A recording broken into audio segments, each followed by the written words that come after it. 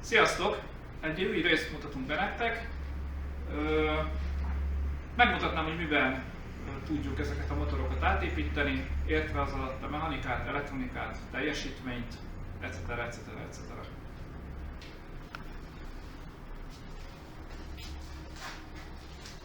Na tehát, akkor kezdjük először a kijelzővel.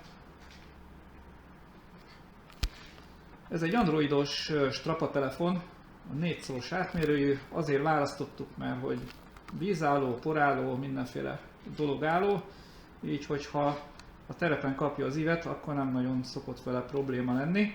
Elindítottuk a szoftvert, itt egy saját apunk fut, elindul a gép, megvárjuk, míg bebútol,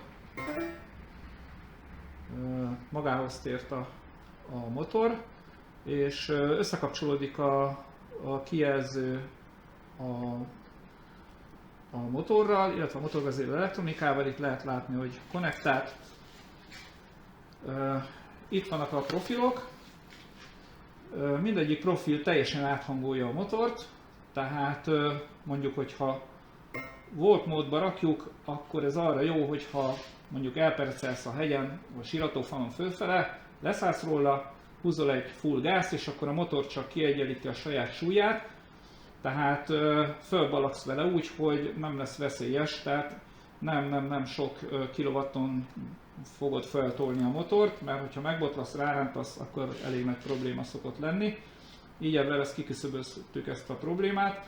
Ezeket a szoftvereket, illetve ezeket a profilokat úgy írtuk meg, hogy mindenki motorozott itt közöttünk, és próbáltunk egy kicsit user szemszögből nézni ezeket a dolgokat.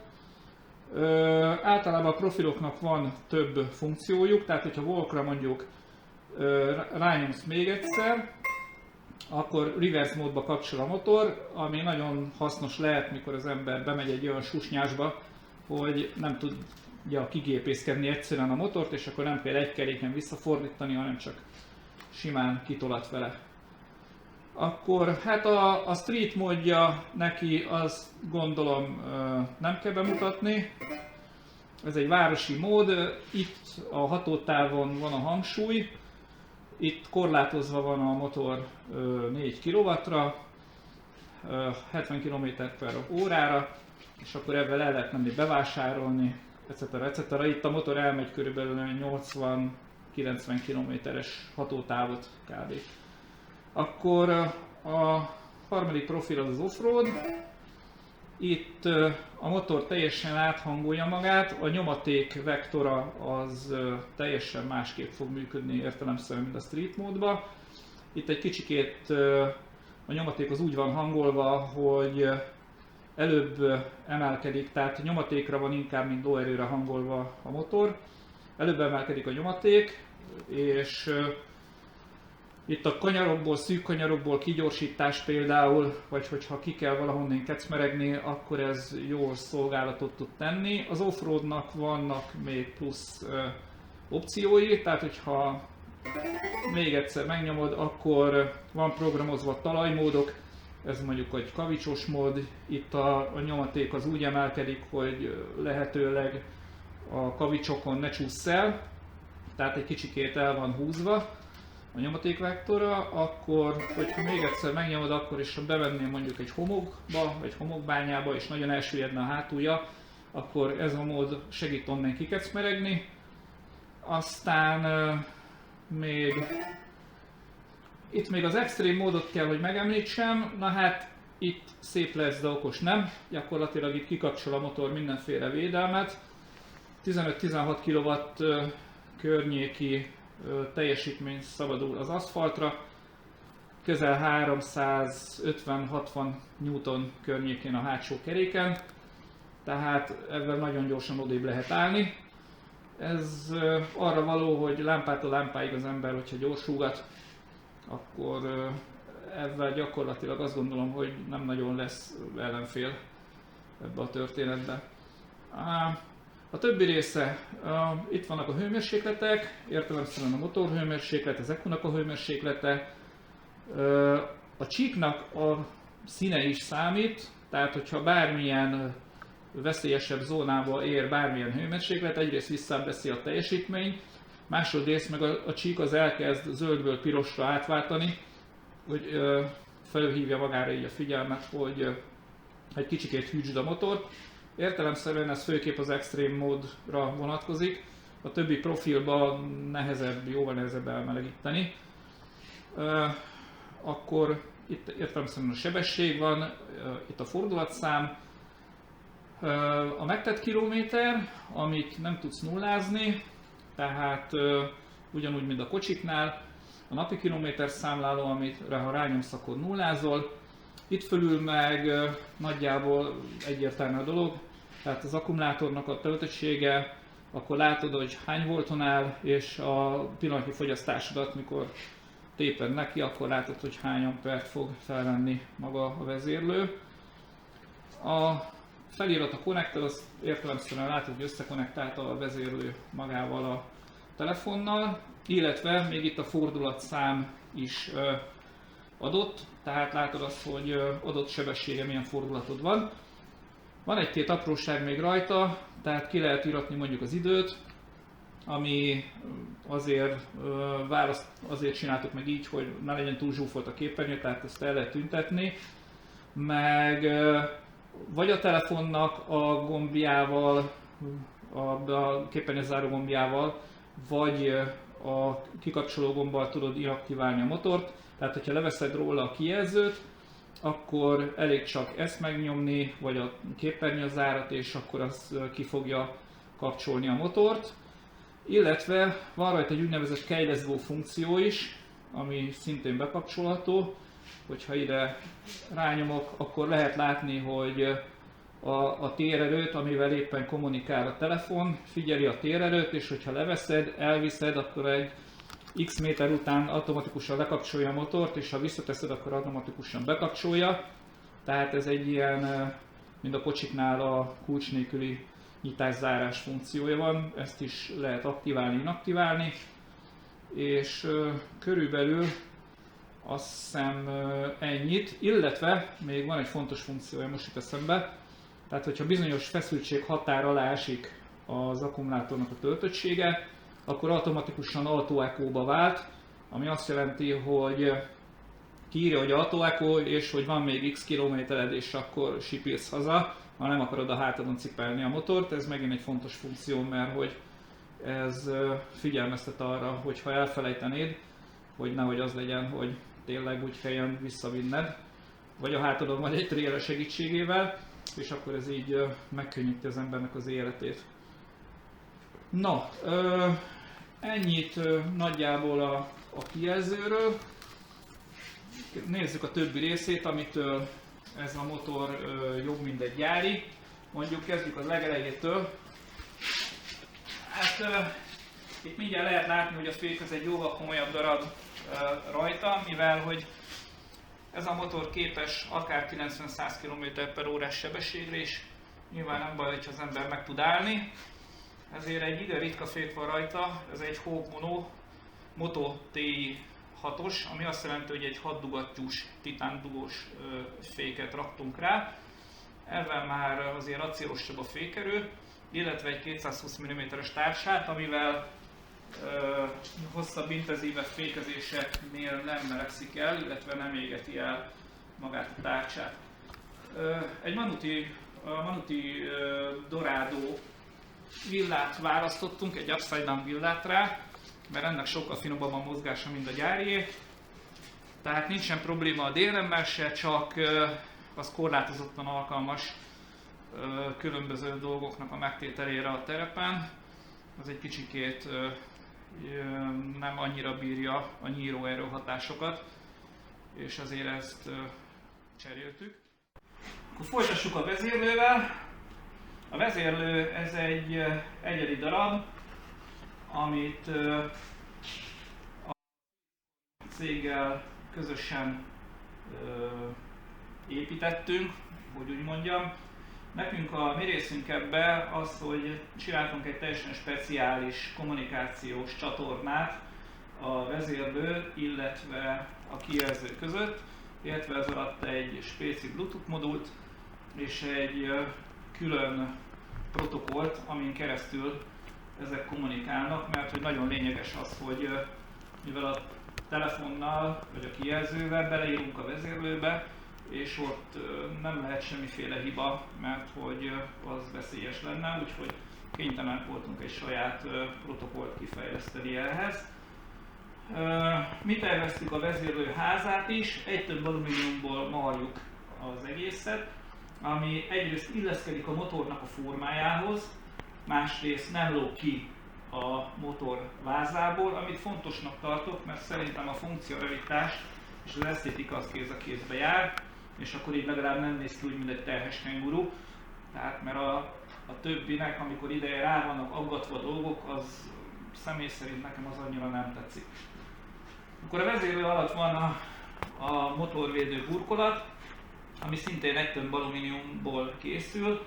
A két egy több alumínium konzol között 3 mm vastag saváló lemez található, ami azt mondanám, hogy nagyjából lehetetlen tönkretenni, tehát hogyha ebben valaki ráugrik egy sziklára, az biztosan a szikla fog tönkre menni, és nem a lemez. Hát ez egy borzasztó erős megoldás. A vezérlőn lévő bordák visszatükröződnek az alatta lévő alumínium konzolon is, ennek két funkciója van. Egyrészt az, hogy maga a design egységes legyen, másrészt az, hogy mikor megy az ember, akkor megvezeti a levegőt, és akkor a statorra így rávezet egy picikét, és akkor ez így jobb lesz a hűtés. Mellette az akkumulátor az egy szintén saját design, mármint az akkumulátornak a belsejére. Értem azt, hogy hogyan oldottunk meg bizonyos dolgokat. 44 Ah tud az akkumulátor. Samsung 21700-as cellákat használunk, amik egy darab cella akár 40 ampert is ki tud köhögni magából. 11 darab van összekötve, benne párhuzamosan, ami azt jelenti, hogy több mint 400 amper kijöhet ebből az aksiból elméletileg. Nyilván az már úgy nagyjából mindent el is tudna égetni. Akkor, mivel ez a motor gyárilag elég alacsony, és általában az emberek magasabbak, mert hogy keleti népek azok alacsonyabbak, mint az európaiak, így nagyon sokszor szükségessé válik valami úton módon megemelni a motornak a magasságát, értve ez alatt a nyerget. Na most ide terveztünk egy konzolt, amit fel lehet ide csavarozni a gyári helyekre, és akkor ezt így feljebb rakja egy olyan durván 4 centivel. A nyerget, ami két dolog miatt jó, egyrészt az akkumulátor, illetve az akkumulátor tető az így nagyjából szintbe kerül, másrészt meg hát az embernek sokkal kényelmesebb rajta ülni.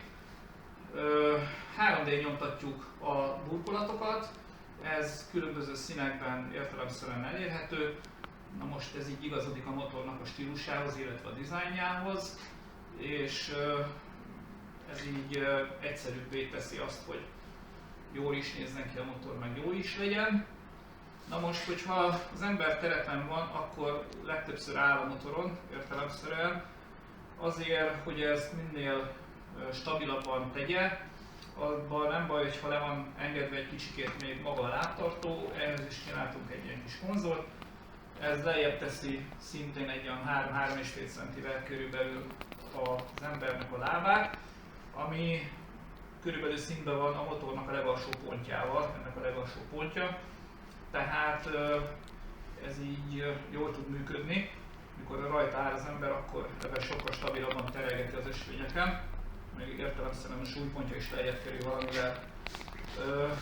Közötte csináltunk egy karbon merevítést, mert hogy mivel itt lejjebb került ez az egész konzol, hogy ennek stabil legyen a fekvése, oda érdemes egy ilyen merevítőt berakni. Akkor innétől kezdve már csak hátrafele vegyük. Értelemszerűen a hóknak a másik féknyerge került ide, ez egy 4 dugattyús féknyereg, egy 200 mm-es tárcsával. A hátsó fékre nem kell akkora fék, mint előre, mert hogy a változó regen az nagyon sokat segít a fékezésnél. Itt említeném meg, hogy a vezérlőn tud olyan funkciót, amit úgy hívunk, hogy dual regen, tehát hogy mondjuk a végsebességtől, teszem azt, mit tudom én, 90-100-tól mondjuk 40-ig teljes a regennek a nyomatéka, mivel hogy akkora kinetikus energiája van olyankor az embernek, hogy ezt fel tudja dolgozni úgy a motor, hogy ne legyen kényelmetlen, tehát ne tartsd így magadat gyakorlatilag a motoron, és akkor visszajön 50 A kb. Az akkumulátorba, és 40 km/órától meg 8 km/óráig elkezdje a vezérlő csökkenteni a nyomatékot, hogy mikor lassabb a sebességed, kényelmes legyen a fékezés, ne legyen túlságosan agresszív, mert az úgy kellemetlen, és akkor 8 km/órától, mit tudom én, 0 km/óráig meg kigurulás van. Ez azért van, hogy nyilván senki nem szeretné regenbe tolni a motorját, mikor éppen fék van. A középső tag az egy Fox DHX5-ös 167 mm, egy kasimás tag. Én saját privát magánvéleményem szerint szerintem a Foxnak az egyik legjobban sikerült tagja, mind strapabíró szempontból, mint mozgásügyileg. Háta mögé került egy ilyen gyári flap, ami megvédi rengeteg poszttól, amit az úgy is fog kapni terepen. Másik oldalon van egy motorsportos lánckerék, ez egy gyári Yamaha lánckerék, aminek csináltunk egy konzolt. Mindjárt megfordítom, így a motort jobban lássátok. Tehát csináltunk egy ilyen konzolt, hogy föl lehessen rárakni. Ez egy 775-ös alumínium, nagyon jól bírja a gyűrődést, nem annyira hajlamos a kopásra, meg egy ógyűrűs lánc veszi ezt az egészet körül, és akkor ez így nagy vonalakban körülbelül ennyi lenne a motor, annyi még, hogy hátulra 16-os kereket kapott, mert hogy gyárilag a Suronnak viszonylag vékony a hátsó lengőkarja, és hogyha nagyon nagy kereket rakunk rá, amit látok sok helyen, és nem is nagyon értem a dolgot, akkor két dolog van. Egyrészt rengeteg energiát el fog füstölni, nagyon nő a rugózott tömeg, de a legnagyobb probléma, hogy a nagy széles kerék olyan szinten tekergeti a hátsó lengőkart, hogy a torziós elmozdulással simán 3-4 centi egy kanyarban, mikor húzol egy gázt, tehát így befordul az egész kerék, ami nekem nagyon nem tetszik. És nagyon sokat kísérleteztünk a kerekekkel, ott, hogyha arra nézel, akkor ott lehet látni, hogy mennyi gumi és mennyi kerék van. Hát ez pont azért van, mert hogy kipróbáltunk gyakorlatilag mindenféle méretet, mindenféle permutációba, és úgy találtuk, hogy ez a kerék a 16-os méret, aki főképp terepezik, ez meg oda készült ez a motor, tehát főképp nem nagyon utcára, inkább terepre. Tehát az a 16-os kerék 3 coll vastagságban, egy 16-os felnivel, egyébként 215 coll széles maga a hátsó felni, tehát hogy avval egy ideális méret a Suronnak. Itt még éppen nem tekeredik a lengőkar, de már van akkor a tapadó felület, hogy tudunk is haladni előre.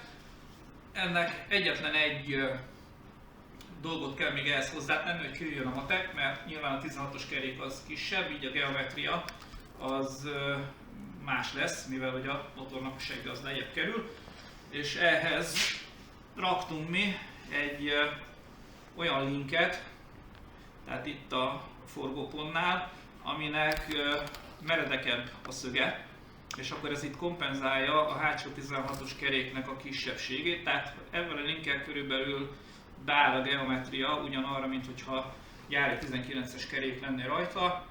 Nagyon jól működik, nagyon jó az egyenes futása a motornak, mondjuk ez köszönhető a villának és a villaszögnek is, úgyhogy ebben én csak azt tudom mondani, hogy sok motort és sok kísérletezés után szerintem ez egy ideális setup lenne ennek a motornak. A többi funkciót életbe szerintem kivisszük aztán, hogy nagyjából meg lehet nézni, hogy akkor maga a profilok, azok hogy hangolják át a motort mondjuk a földön. Na sziasztok, kijöttünk ide a műhely elé. Elnézést a kis kupér, nem csak mi vagyunk itt. Megmutatnám akkor a funkciókat. Volt módban átnyomva a motort, lehet látni, hogy ha húzok neki egy húrkövéret, tehát itt teljesen 1/4, tehát teljesen meghúzom a gázt, akkor csak éppen kiegyenlíti a motor a súlyát. Tehát hogyha fönt vagy a hegyen, és le kell szállnod, vagy elcsúsz, vagy bármi, akkor ebben szépen fel tudsz sétálni. A Walk módra rányomva a reverse módot, tehát értelemszerűen tolatsz nagy erőkkel. Akkor a street mód a 4 kW, ez a, hogy úgy mondjam, túra módja a motornak. Ez azt mondanám, hogy ez arra is jó ez a teljesítmény, hogy az ember tanuljon motorozni. Tehát itt azért már van teljesítmény, de még nem éri meglepetések. Tehát ezzel nagyon finoman lehet közlekedni a motorral.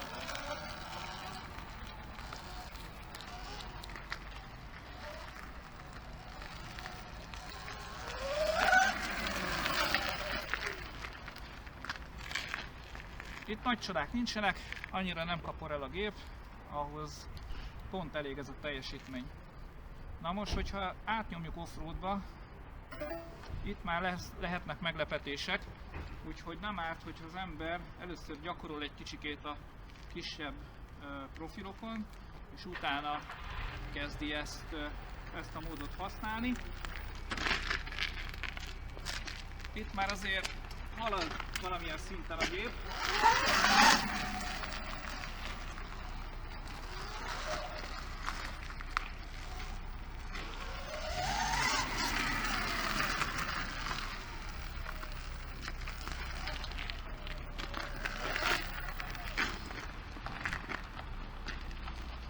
Nyomaték itt értelemszerűen úgy emelkedik, hogy lehetőleg lent maradjon a motornak a kereke, tehát minél kevesebbet pörögjön ki, mert hogy amikor kipörög, az mínusz energia. Extrém módban, srácok, Extrém mód. itt figyelni kell, mert hogy itt az motor az nagyon-nagyon megindul. El kell találni a sebesség kontra féktávokat, mert hogy nagyon hamar odaérsz valahova is.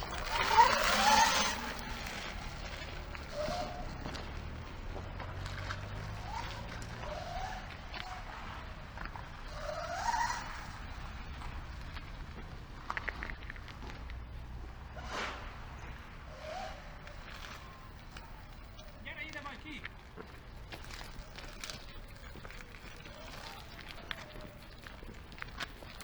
Mert itt van hely!